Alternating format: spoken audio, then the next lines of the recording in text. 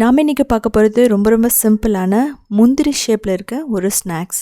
இது எப்படி செய்கிறதுன்னு பார்க்கலாம். ரொம்ப கிறிஸ்பியாக ரொம்ப பர்ஃபெக்டாக இருக்கும்.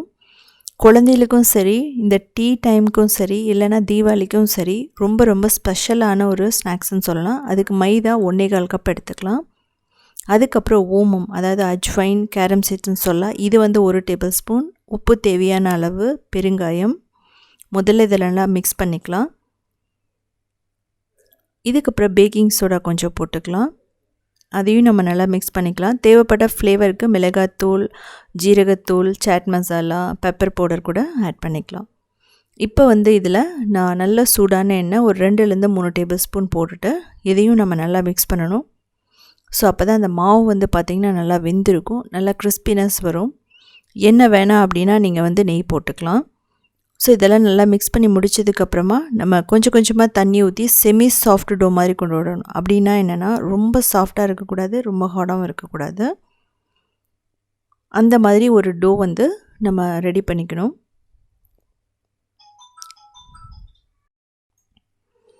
ஸோ நீங்கள் ஒரே அடியாக தண்ணி ஊற்றிடக்கூடாது. அப்படி தண்ணி ஊற்றிட்டிங்க அப்படின்னா மாவு ரொம்ப இலகிடும்.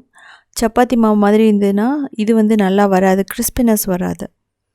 ஸோ அதனால் நீங்கள் தண்ணி கொஞ்சம் தான் ஊற்றி மிக்ஸ் பண்ணணும்.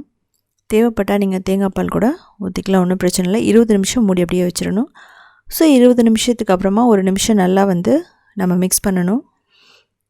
இதுக்கப்புறமா மாவு தூவிட்டு நம்ம தேய்க்க போகிறோம். ஸோ இதில் தேய்க்கிறதுல ரொம்ப இம்பார்ட்டண்ட் என்னென்னா, ரொம்ப தின்னாக தேய்ச்சிடக்கூடாது. ஓரளவுக்கு நம்ம திக்காக தான் தேய்க்கணும்.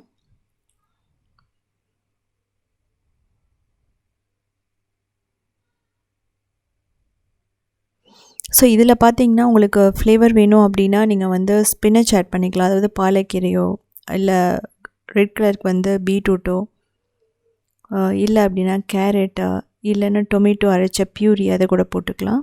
ஸோ இதெல்லாமே பார்த்திங்கன்னா ஒவ்வொரு ஃப்ளேவர் வித்தியாசமாக இருக்கும். ஸோ இது மாதிரி ஒரு சின்ன மூடி எடுத்துக்கோங்க. இந்த ஷேப் பார்த்திங்க அப்படின்னா நம்ம அந்த ஒரு ஹாஃப் மூன் ஷேப்பில் இருக்கும். ஸோ இதுதான் பார்த்திங்கன்னா அந்த முந்திரி ஷேப்புன்னு சொல்லுவோம். இது எண்ணெயில் போடும்போது நல்லா உப்பி வரும். ஏன்னா இதில் பேக்கிங் சோடா கொஞ்சம் கலந்துருக்கும், அதனால் ரொம்ப பர்ஃபெக்டாக கிறிஸ்பியாக வரும். ஸோ இது நம்ம வீட்டிலே செஞ்சு சாப்பிட்றதுனால ஹெல்த்தியானதும் கூட, குழந்தைகளுக்கு ரொம்ப பிடிச்சமானதும் கூட. ஸோ பாருங்கள், இந்த மாதிரி சின்ன ஒரு மூடி இருந்துன்னா அதை வச்சு நீங்கள் பண்ணலாம். இல்லைனா வாட்டர் பாட்டிலோட மூடி பண்ணிக்கலாம் வச்சு.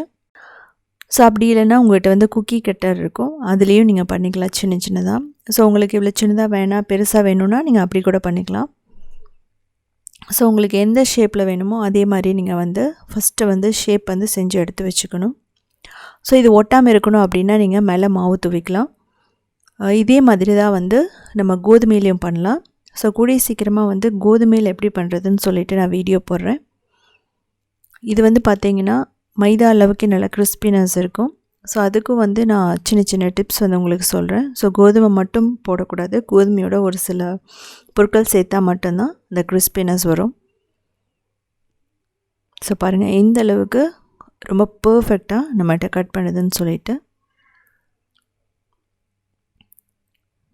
ஸோ இப்படி பண்ணும்போது மட்டும்தான் அந்த முந்திரியோட ஷேப் வரும் மிடில்லையும். உங்களுக்கு ஓமம் பிடிக்கல அப்படின்னா ஒன்றும் பிரச்சனை இல்லை. ஓமத்தை நீங்கள் ஸ்கிப் பண்ணிவிட்டு எள்ளு போட்டுக்கலாம். எள்ளும் பிடிக்காதவங்க ஜீரகம் போட்டுக்கலாம். ஜீரகம் அப்படிங்கும்போது கொஞ்சம் லைட்டாக நுணுக்கி போட்டால் ஃப்ளேவர் எக்ஸ்ட்ரா வரும். ஓமம் பார்த்திங்கன்னா ஜீரணத்துக்கு ரொம்ப நல்லது கூட.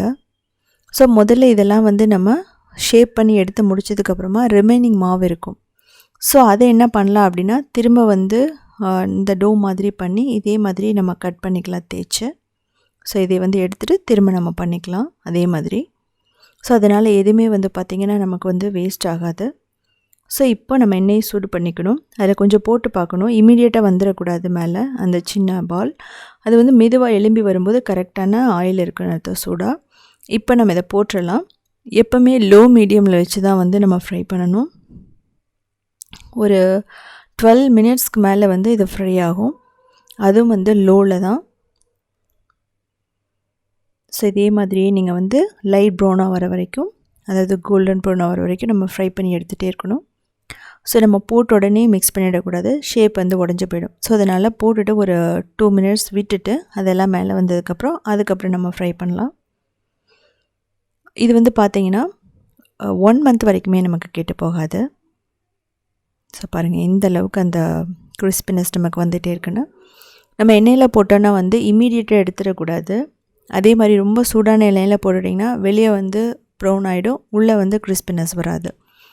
ஸோ லோ மீடியம் ஃப்ளேமில் வைக்கும்போது மட்டும்தான் உள்ளேயும் வேகும், கிறிஸ்பினஸ் வரும், வெளியும் வந்து கிறிஸ்பினஸ் வரும்.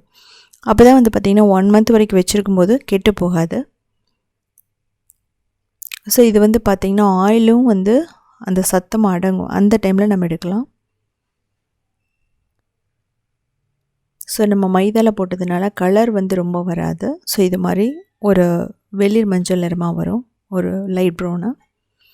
ஸோ இதை எடுத்ததுக்கப்புறமா இதில் வந்து பார்த்திங்க அப்படின்னா மிளகாய் தூள் போடலாம், அதுக்கப்புறம் சாட் மசாலா, நீங்கள் ஜீரகத்தூள் போடலாம், ட்ரை மேங்கோ பவுடர் போடலாம், இல்லை எது வேணாலும் போட்டுக்கலாம்.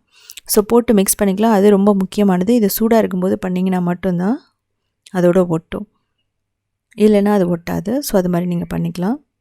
ஸோ இப்போ வந்து பார்த்திங்கன்னா எவ்வளோ கிறிஸ்பியாக இருக்குன்னு சொல்லிட்டு இதுக்கப்புறம் நம்ம ஃப்ளேவருக்காக கருவேப்பிலை போடுறோம். அதையும் நம்ம ஃப்ரை பண்ணி எடுப்போம். ஸோ பாருங்கள் பர்ஃபெக்டாக நமக்கு ரெடி ஆகிடுச்சு. தேவைப்பட்டால் நீங்கள் மிளகாய் கூட சின்னதாக கட் பண்ணி போட்டு அதோடு சேர்த்து ஃப்ரை பண்ணி எடுத்துடலாம். ஸோ இதுக்கு தேவையான பொருட்கள் நான் முன்னாடி கொடுத்துருக்கேன், நீங்கள் பார்த்து தெரிஞ்சுக்கலாம்.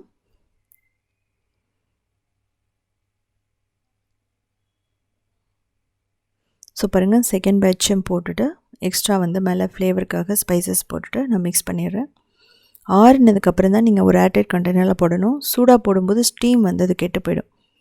ஸோ ஆறுனதுக்கப்புறம் நீங்கள் போட்டுட்டு 1 மந்த் வரைக்குமே வச்சுட்டு சாப்பிட்லாம், கெட்டு போகாது. ஸோ செஞ்சு பார்த்துட்டு எப்படி இருந்துச்சுன்னு சொல்லிவிட்டு கமெண்ட் பண்ணுங்கள். இதே மாதிரி நிறைய ரெசிபிஸ் வேணால் ஸ்டீம்டு சேனல் பார்க்கலாம். நீங்கள் க்ரியேட்டிவ் வேர்ல்ட்னு இன்னொரு சேனல் இருக்குது, நீங்கள் அதையும் போய் பார்க்கலாம். ஸ்டெப் பை ஸ்டெப் ஃபோட்டோஸ் அப்படின்னா southindianfoods.in அப்படிங்கிற வெப்சைட் இருக்குது, அது எங்களோட வெப்சைட். ஸோ நீங்கள் அதுலேயும் போய் பார்த்து தெரிஞ்சுக்கலாம்.